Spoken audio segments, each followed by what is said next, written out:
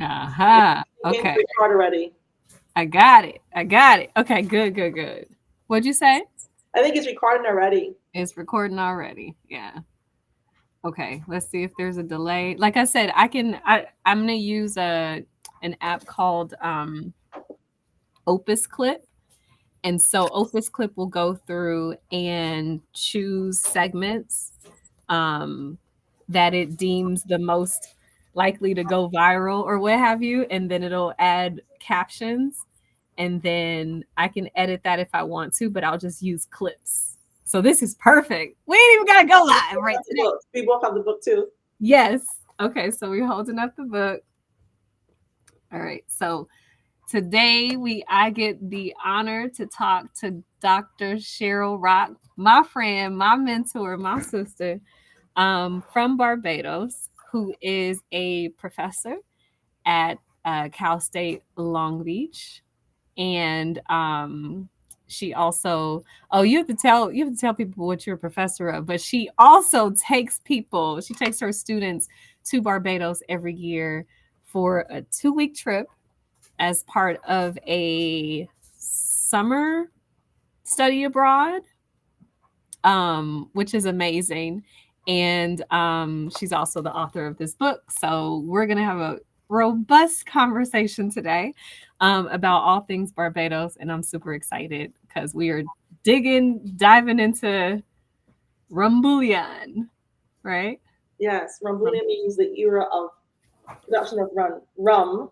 And it covers the historic, cultural, and scientific facts about rum. It's not just science, but it's also very historic, artistic, and cultural. So, yes, nice, nice. Okay, so what made you write this book? right. So, as you mentioned, I'm an associate professor at Cal State Long Beach. And for the past decade, I want to say decade because I've been taking students to Barbados since 2015.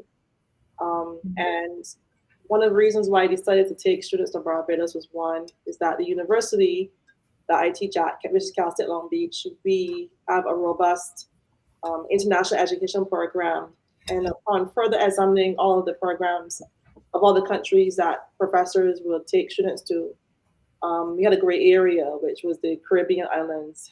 A lot of the professors tend to take students to Europe and Asia, but not to the West Indies or the Caribbean. So even Africa.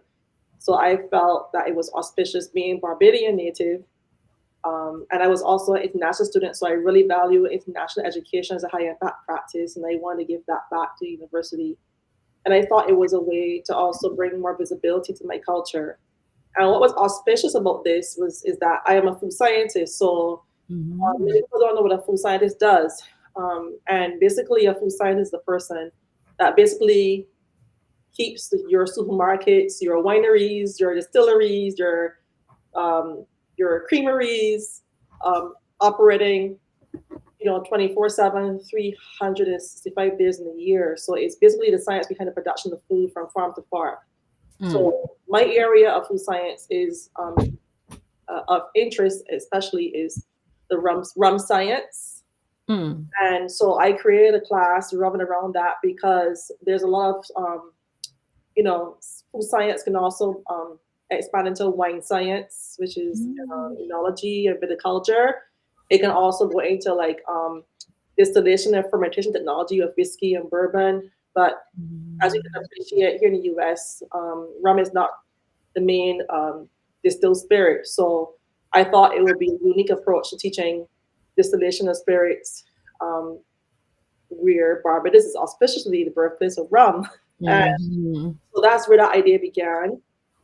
And then, Yeah. um, To the point that there is a Barbados rum and food and rum festival now, that the Barbados Tourism and Marketing Inc. is organizing every year. I don't know how many years they've been doing it now, but it's becoming really popular mhm, in the region and around the world, and is attracting a lot of visitors and tourists who want to have an opportunity to experience the culture of Barbados, the beautiful island and landscape, as well as the rum. yeah, I think the rum festival.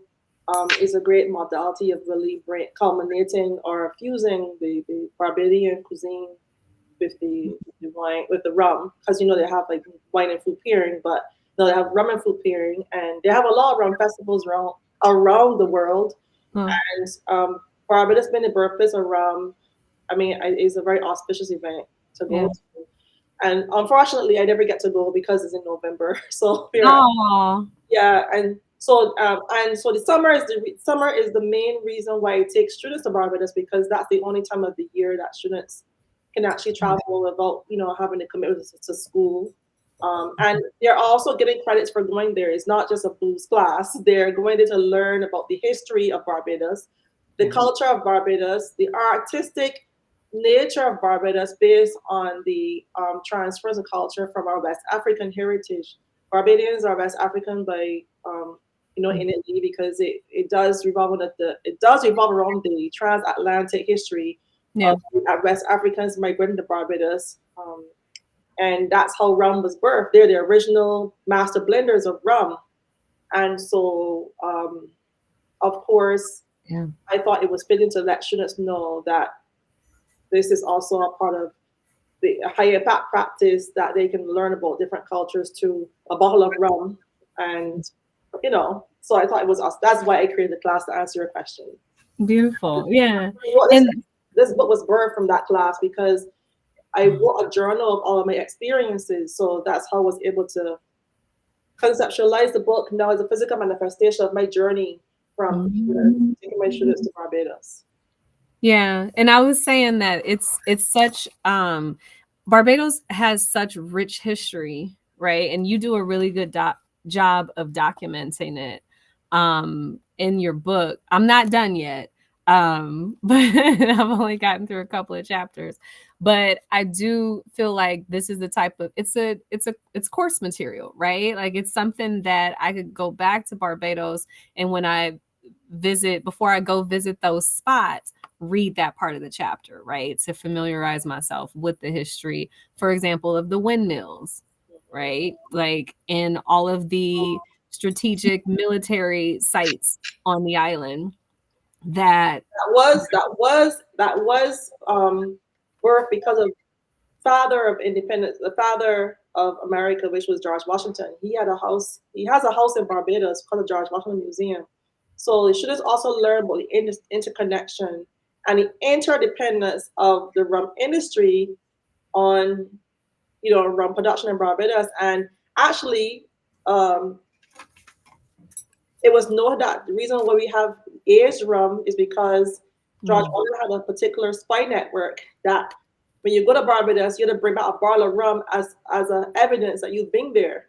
So the oh, journey from Barbados to back to wherever they were having their consortium or meetings, um, that process allowed the rums to fuse with the barrel, and that's how it began to get brown and develop flavors. So we believe that the science of the Asian rum resulted from George Washington going back and forth to Barbados, um, and the spy network that he implemented was based on that fact. Yeah. mm. And you're the reason why I included the visit to his house in our first trip. Because Really? yeah, I've been there multiple times. I've never thought I wanna go to George Washington's I tell house you, and to see the garrisons. he didn't even have an interest in military career. It started from there, and the reason why the American Revolution was successful was because he contracted smallpox from Yeah, Barbados, and he became immune. So that was one of the ammunitions that was used against their opponents. right, right. Which I thought was so fascinating because it throughout the book, you do say that, he really paid attention to, the role that Barbados played, the Barbadian economy played, right? Like he really saw slavery and it being successful from that like English perspective, like that European perspective, and how it operated there. And Hmm. he He was brought that back conflicted. to He the was state. conflicted too. He wasn't for slavery, because when he actually um, was living in Barbados. Of course, they had slaves working at the plant where he was staying, but he wasn't really for it. Yeah. And that was kind of the conflict of interest, right? Where he getting his Barbados rum, but he wasn't for slavery, but he didn't implement that. He was against it, but he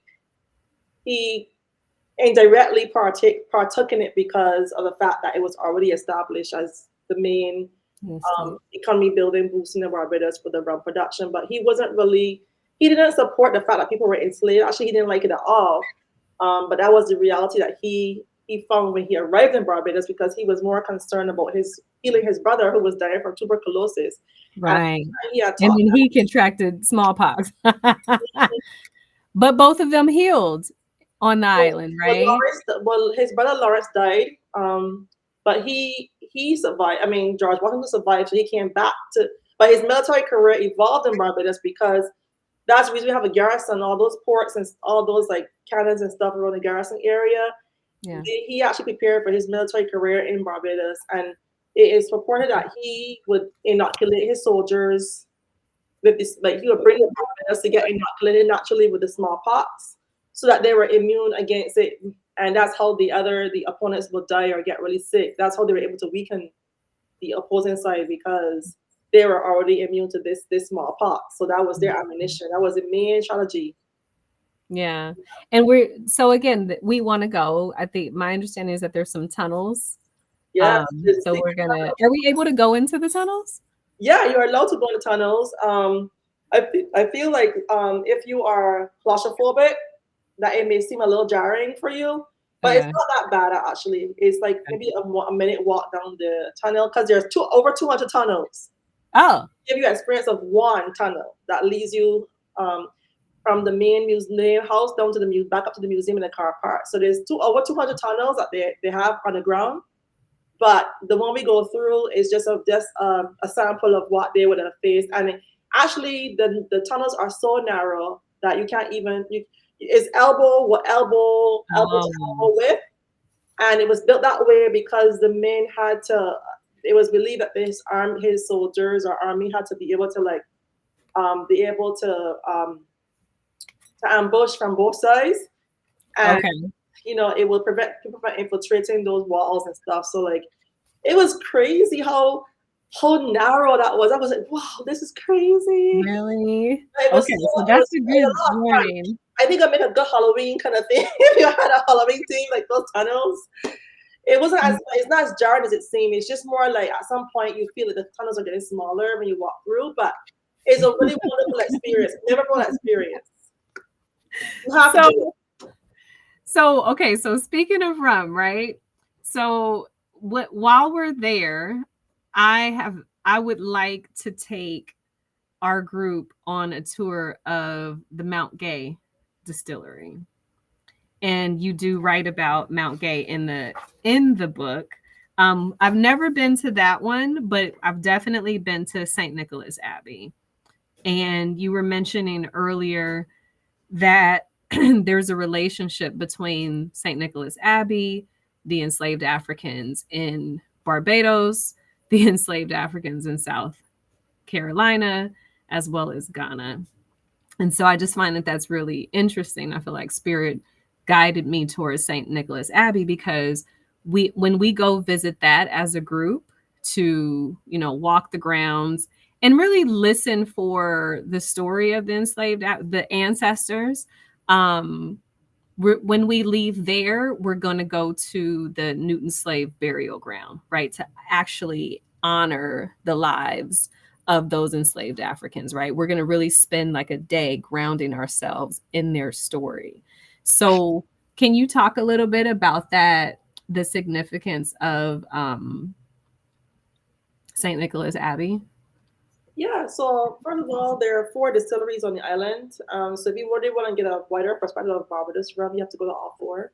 Okay. Yeah, because for Okay, well, we do have a free day. So if people want to go to the other distilleries on the free day, you can add that to your trip. Go ahead. yes, but if you really want the story, the interconnection between South Carolina, North Carolina, the Gula Geechee Islands, Mhm. definitely Nicholas Abbey has more of that history. because like the Jacobean house there, the Jacobean house or mansion in Nicholas is Abbey. So it's a Jacobean house which is 100 years old, and is the only one in the Western Hemisphere, and that's where a lot of the African and iconic ancestors would have migrated from there to South Carolina. Okay. And when my students go there, what I like about the trip itself, the tour there, is that they don't tend to focus on the negative aspects of slavery. They try to talk about like the contributions of the West African enslaved to the innovation of rum production, right? Um, and basically during the tour, they even show you like a ledger of all the African slaves that would have been sold to the South Carolina. So the students get a little like sad because like that's the dark history of the rum industry. So when they leave, when they and they also see how the transportation, the railway, all that stuff was because of the of the free cheap labor of the enslaved. But they also learned about how Kaduma came to birth. It was called Hmm. Harvest Home. So they were able to kind of know the history behind that.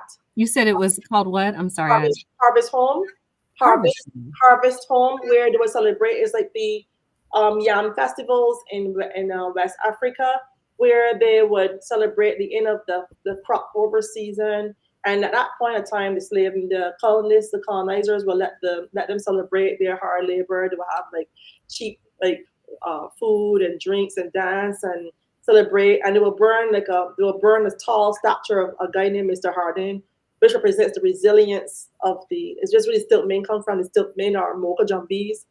That represents the resilience of people during the hard times. And so that has now evolved into what we call Kaduma, which is the accolades to praise the gods for the fertility gods for creating such a beautiful harvest for us to produce rum. And actually, rum was accidental because what happened is that the enslaved were brought mainly to Barbados to produce sugar. So Oh. the molasses was dumped into the fields, and what would happen is that the wild yeast would ferment the molasses, and then they begin to like drink it and stuff. But what happened was that um, when they drink it, they were drinking all the impurities that would cause blindness and stuff. So when the Dutch Jews came to Barbados, they were good at technology, and they taught them how to distill it into fractions, which was edible and which was inedible, and that's how rum was actually purified and birthed. And so, so going back to the Nicholas Abbey now, when so what happened is that the sugarcane crop, the sugarcane wasn't becoming the most predominant crop anymore. They went into tobacco and cotton that was becoming more economical. So some of them left Barbados to go and have better opportunity living in the South Carolinas, and that's how they have a language called Gullah. Gullah is Barbadian. Bajan is a language, but in North Carolina and South Carolina, it's called Gullah. Gullah, Mm. and so if you hear Gullah, sometimes I can understand it because it sounds like Bajan to me. And if you go to those areas, you'll see transference of cultures from Barbadian heritage, in terms of basket weaving and some of the dishes, and even some of the streets are named after parishes in Barbados. So I like going to the Nichols Abbey because it shows also the interdependence between or the connection between Barbados and the Americas, right? Mm. So that's the last one I end with in terms of the excursions to distilleries. Now Mount Gay is the actual mountain where they call it Mount Gay because our mountains are called hills in Barbados. And that was the first documented rum distillery to have the deed for production of rum. Okay. And then that one that so like I said, if you want to experience rum in general, you gotta go all four because Mount Gay focused on the birth of rum from the original wells of original well that has like limestone filtration, which makes Barbados very unique Mm. for rum making. And they do blended rums. Then we have Four Square. Four Mm. Square is also a Barbadian. Well, is a Barbadian owned um, distillery that focuses on the distillation of rum, but they do spiced rums. Then we Mm, have Nicholas Abbey, which do single cask. They don't blend their barrels. They just distill, put it in the barrel, age it, and then bottle it. And then last is the not Four Square West Indies Rum Distillery, which is not Barbadian owned. mm. That was built based on German innovation. It's owned by the French now. Both the West Indies Run Distillery and Mount Gay are owned by French companies, and Nicholas Abbey and Foursquare are Barbadian owned rum distilleries. Mm, Yeah. okay. But Mount Gay was owned by Barbados before, but that was sold to the French Remy Contour. Is the company, the entity who owns Mount Gay now. But all four distilleries have unique perspectives on the production of rum, Okay. and but with the Nicholas Abbey being the most historic about this, that one gets into more of the slave history. All the others are more like commercial technology Oh, evolution. okay.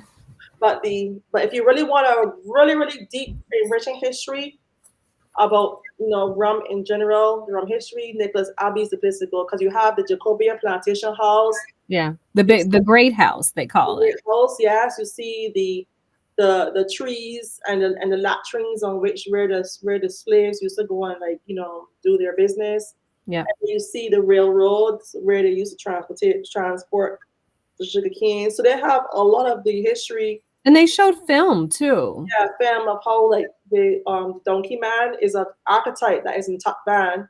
They show Mhm. how the enslaved will build the the carts for donkey to pull the molasses and the sugar cane Yeah. down to the Bridgetown port and all that kind of stuff. So I the niggas. Definitely great conversation starters. I think that, they when we got on the train, there was a gentleman who was an actor and a journalist, and he was our conductor, and he was, leading the tour, and he was telling a lot of the history and pointing out different areas of the plantation, which was really beautiful. I mean, Mhm. there's certain, I think it's on Cherry Hill, or the area, the neighborhood is called Cherry Hill. And we were like, well, where are the cherry So, trees?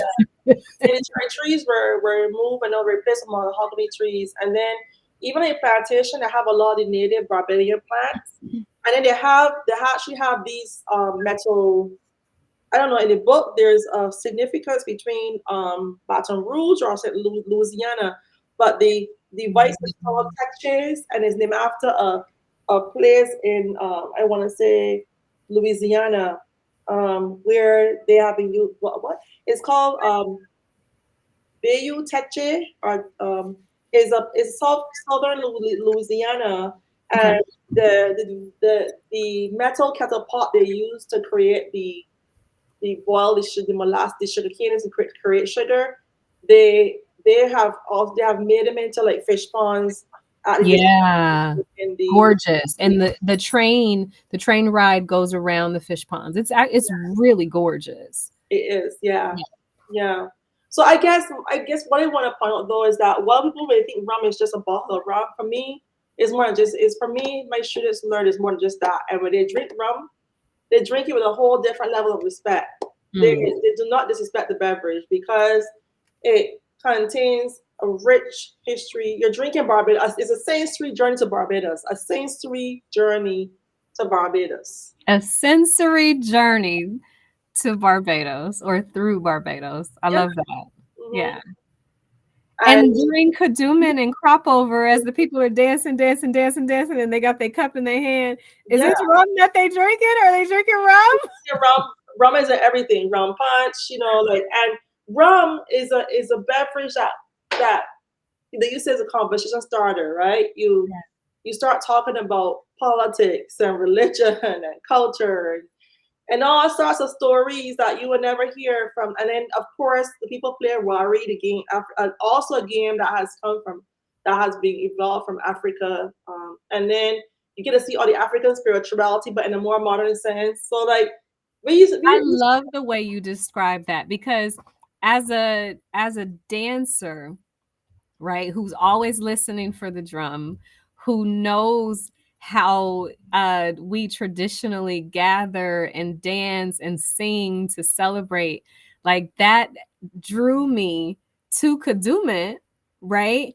And has drawn me to crop over. But I was always confused in the, or at least in the beginning when I first started going to Barbados, like where are the actual djembes, right? I'm used to African drums, West African drums. Like where's these drums with this So with you the have goat skin and the mhm. cow skin that they're playing with their hands, and I wasn't seeing those. So you have to read Um, chapter number 4, which is how Ram is celebrated, and it's called the Tuck Band. Is a fusion of African drumming and Scottish marching band. Is on page number 88 in the book, and the Tuck Band is yes, that Tuck Band is the music is called Tuck. It is a fusion of West African drumming because when the West Africans were brought to Barbados, they had to disguise. They had to disguise that art. They had to kill it because otherwise the colonists would know that they were trying to communicate in their language, and so they disguise it by infusing something they were familiar with, the Europeans and the Africans, of course, infuse what they were familiar with, and that is called talk. And so what we hear is talk, which is a fusion of that, and they have the original like triangle, the flute, and they have the archetype, which is the we call it the Mocha Jumbies or the Stiltmen. We have the Mother Sally. She represents the African fertility, and then the great mom, the great mother, and then we have the green monkey. Yes, we have the green monkey, which was a Wait, these are the women. Can we talk about the women who dance and then they got the big boot? Like it's a big gigantic yes, situation back here. yes, a big Fun, fun, fun, fun. And period. I'm like, okay, well, what's happening? That represents the delicious, the voluptuous figure of African women who were fertile, and it represents the sexual freedom, the sexuality, the sexual energy. Sexual energy is is is is is is all about manifestation of the Ram, and so she Mm, represents just that, the fertility aspect of yeah. the the fertile nature. And when you see people dancing in their costumes, they're inhibited. They're wearing only things that represent their body. Like they're very proud of who they are. This Strips and feathers. Feathers feathers, and yes. So this is what fertility looks like. So the mother Sally represents African fertility, the Mm, voluptuous body, the shape. She's very attractive, and so that mm, represents the fertility, the mother god, the mother god. And so Kaduma is evolving around her. They rever her. And the African spirituality, men were dressed like that. Men was the ones dressing up to rever women, to honor women. The men were dressing up like that. And mm.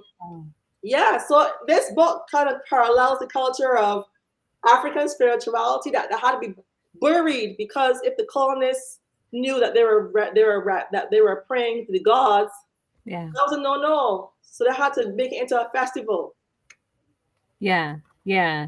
You know, as a person who just recently started really getting into the empowerment that's in carnival, you know, these carnival traditions throughout the world, and Grand Kadooment, which that version in Barbados, like now as a 43-year-old woman, like I find so much empowerment in just being with people, Black people, in a festival, a parade, loud music, and us just being able to be free and liberated and like throwing all our inhibitions to the side. Like I get so much from seeing the women dancing. I'm like, hold on, let me get my outfit together in 2025 because you know, I grew up in California in the United States. I'm much more reserved. I be trying to cover my body and things, but to see Caribbean women just be free, all sizes, all ages. Yeah. And everybody's like, nobody, I mean, everybody's so liberated. That's all they focus on. Like, Like you don't even. It's like a blur where your dad's saying like everybody's just having rum.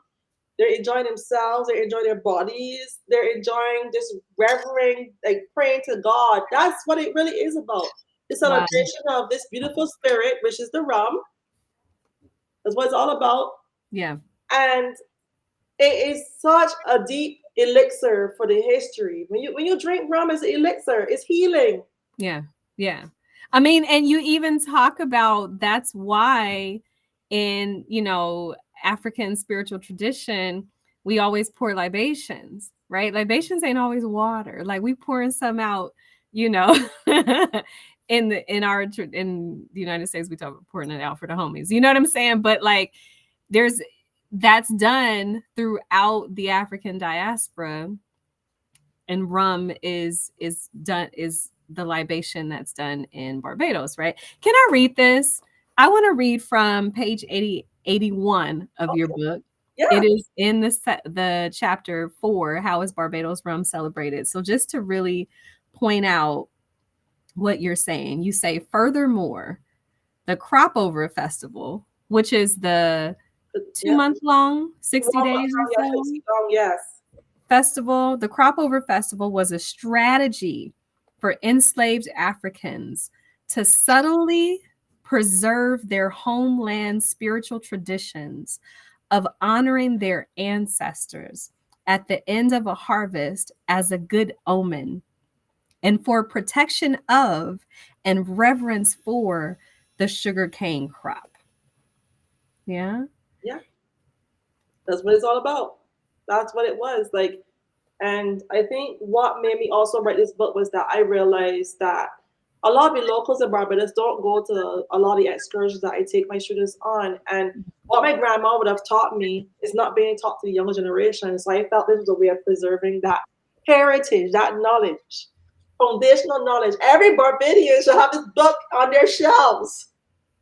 Absolutely. And if we can help with that, we absolutely will. The way that the Sankofa Wellness Project began, the vision was that it would be a cultural exchange, Mm-hmm, and that Barbadian youth would be able to connect with American youth, mm-hmm, and that we youth here would be able to study Barbadian culture and history and resilience and resistance, and that Barbadian youth would be able I have to. an idea for you that I want to pitch. So every year I take my students on the Barbados Island Safari. Okay, Oh, they do have like standard tours that they would take you on, but there's one you can customize. And I was thinking that maybe if you wanted to make it part of your Sankofa yes. Look. I don't even know what it is yet, but yes. they may use and let them use the book as a way of means upon major historical sites that represent the history of and it could get is a map. What makes what makes Barbados geographically unique for rum? In the first chapter, it shows the sleeping giant. The sleeping giant is a limestone structure that is Barbados' first peak that evolved from the emergence of two plates, the Caribbean plate and the Atlantic plate. Y'all, That she goes into talking about the you tectonic see plates that that make Barbados unique. that's the first puzzle. That's the first piece of the puzzle. Then the next one is who are the major figures in the rum economy? George Washington House. George Washington and our forefather Errol Walton Barrow in Bridgetown, where the Independence Square is. That's another major historical site you can go to. How is rum produced? Yes. We're going there. Yeah, and then further down is the Errol Barrow to Errol Walton Barrow. He's in the let's see where he's at in the book. He's in page number. He's one of the national heroes, Yes, right? he is one of national heroes, and he's also our father of independence. That's on page number 17. Yeah. So you can formulate a tour that can show you that can you can tell them what you want people to learn about Barbados Yeah. based on a rum tour and have them out and tell them, look, adopt the book. That way they can see, they can learn more about the culture of Barbados. This is a masterpiece to have.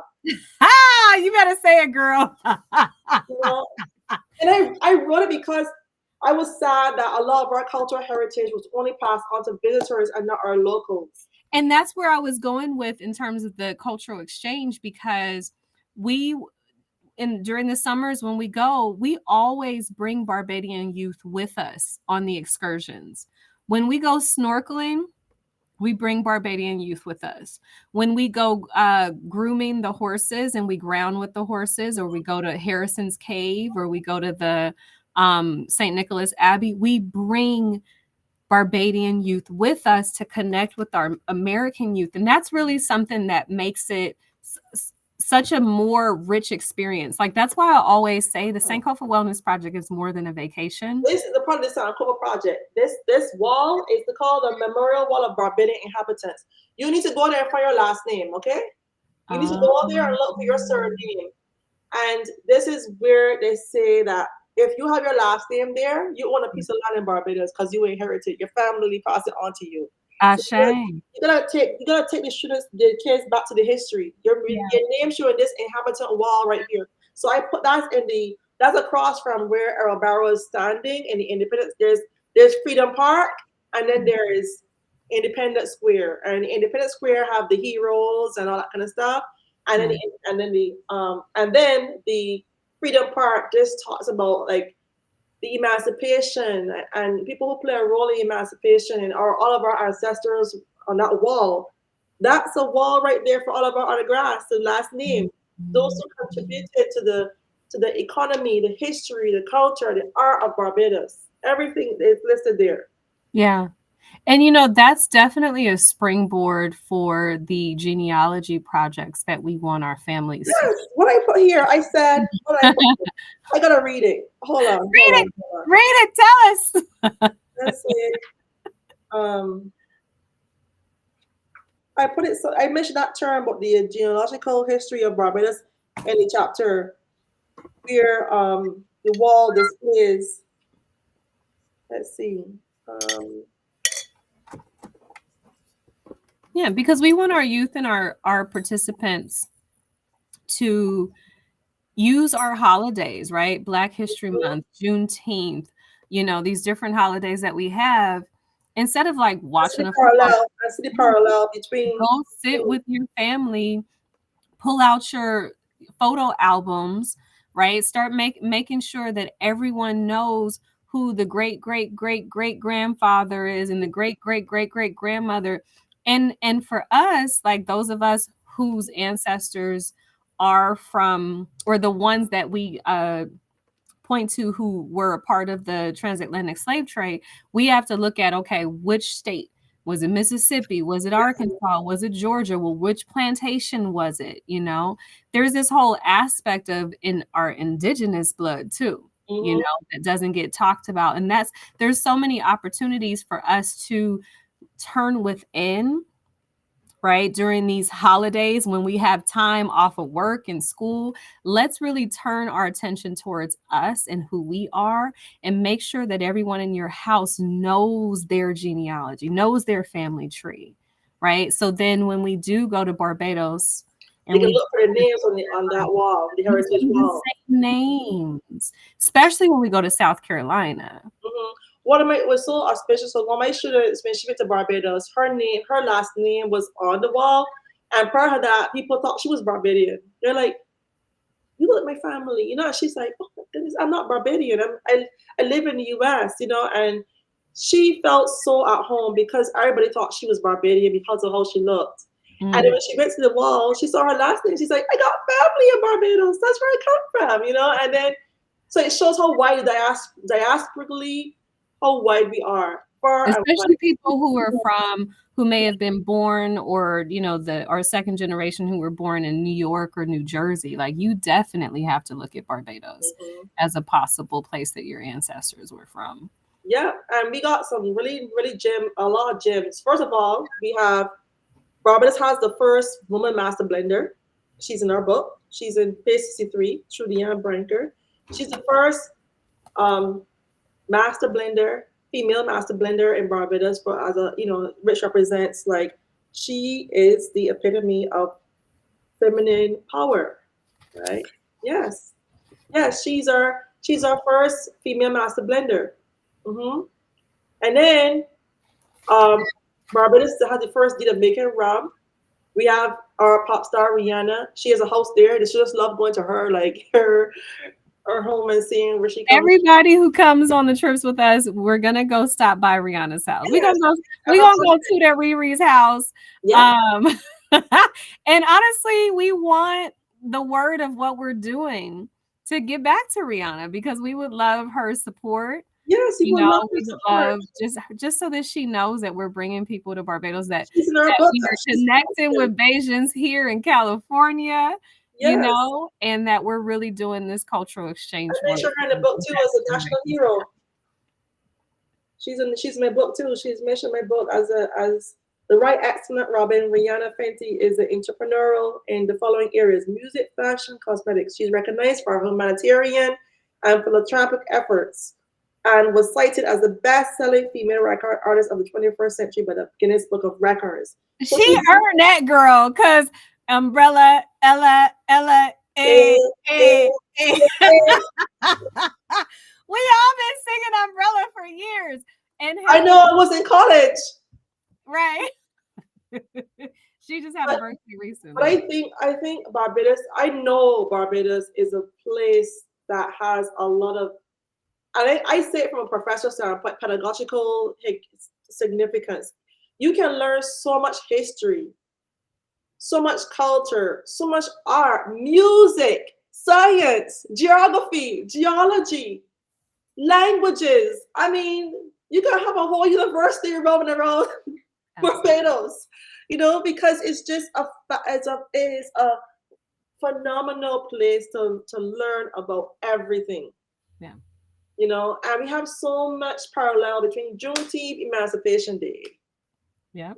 and Black History Month and African History Month in Barbados, and Right. even the food. Like I was telling some people, we had the Afro Caribbean Festival on our campus, which I spoke about, and I was telling them that we in Barbados we drink sorrel. We call it sorrel. They call Mhm. it bisap in Africa, and they call it hibiscus here. Right. We have Hibiscus. That's right. cocoa. We eat cocoa. They call it fufu, and in West African countries, and Yeah. then even konki. We have konki. They have kinke, and here they call it tamale. So like we just have so And so apparently, the younger generation here will confuse fish cake for hush puppy. Like, yeah. I mean, they look the same. It's not really the same thing, but they look the same. Half fish cakes and hush puppies similar. So Right. like we have so much parallel Yeah. between food, drink, and culture, Yeah. and we really have to do our due diligence in educating our younger generation So we're doing. about the history, the culture. You That's know, what we're doing.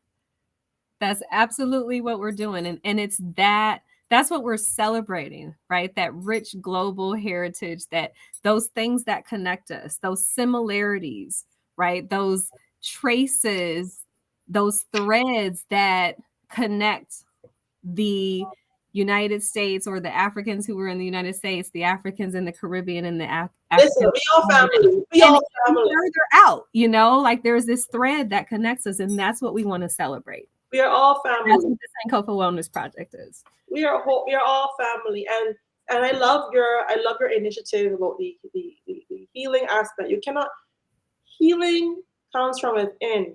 Yeah. Knowing your roots. What is the root of the whole? What is the root of the issue? Not a bad issue. It's not a bad issue. I don't see the issue as negative. I see what is the root of your beginning. And when you know the root of something, when you know where it's coming from, healing makes all where to dig deep and heal from within. And that's why I love bringing my students abroad, being a Yeah. barber. As an educator is more than just learning objectives, is Right. knowing the root of the issue. What is the root of the issue? And sometimes you gotta face that fear to grow. How can you grow if you don't face the fear of knowing where you come from? Where Yeah. all of us come from. Yeah. And Barbados is the perfect environment to, relax our shoulders, relax our nervous system. The moment you get off of the plane and you exit the airport, you're just going to see this lush green, right?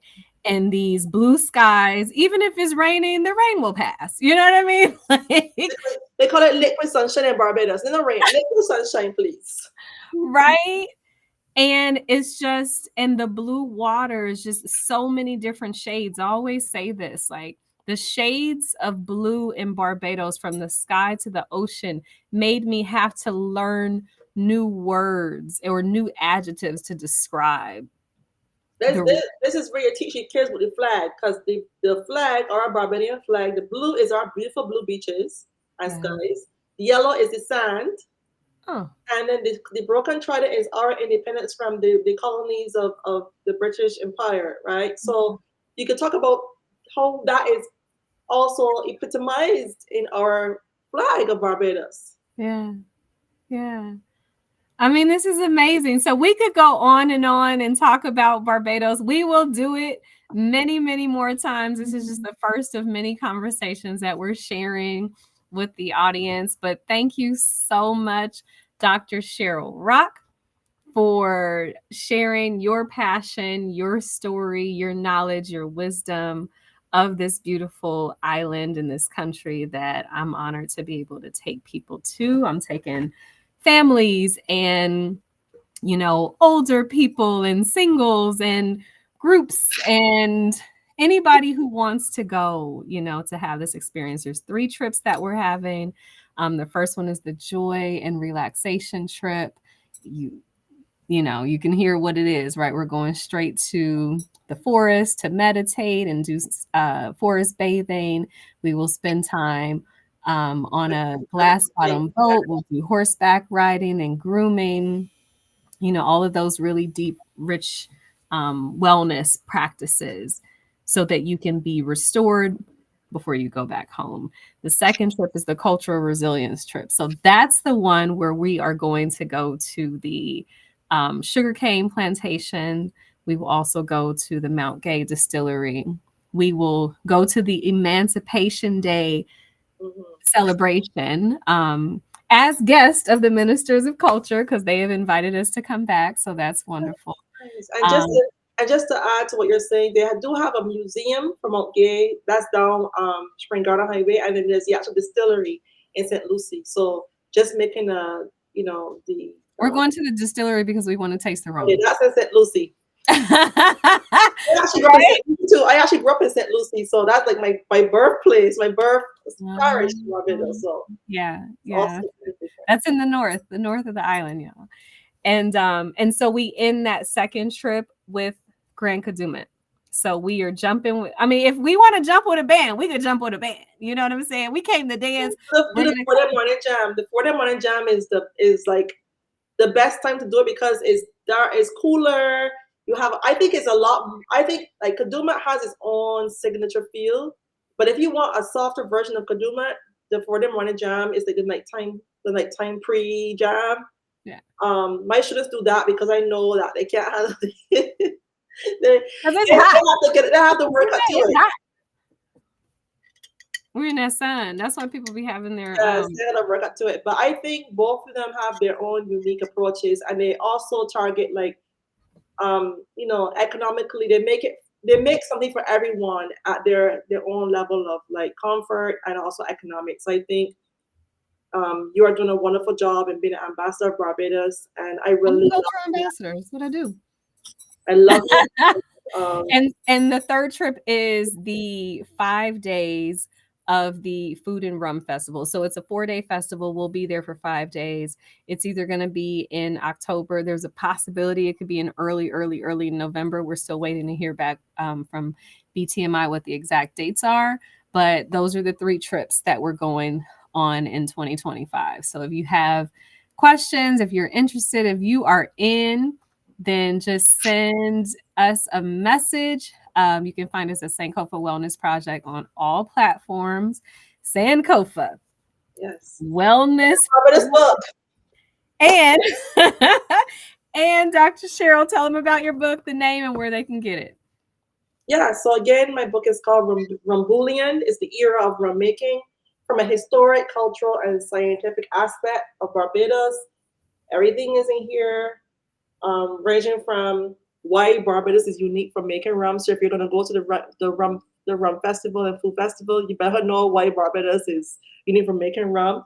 If you want to know who the major players in that industry, this is the book to have. If you definitely want to celebrate rum, you better come to Kaduma and for the morning jam. And if you want to see how it's produced, you're gonna go to all four distilleries. Okay. So this Okay. book will give you. This book is a to guide to how guide. How to guide. How to guide all of that. And Dr. Cheryl will actually be in Barbados with her students from Cal State Long Beach. Long Beach while we are there during the cultural resilience trip. So while we're there from July 28th through August 5th, Dr. Cheryl and her students will also be there. So we'll And cross paths. July 21st to August 4th. So we will be there together at the same time. Yeah. So thank you again. Thank you, thank you, thank you. You stay on. I'm just going to end the call. But if you guys have any questions, you know where to find us. And we'll see you in Barbados. Yay.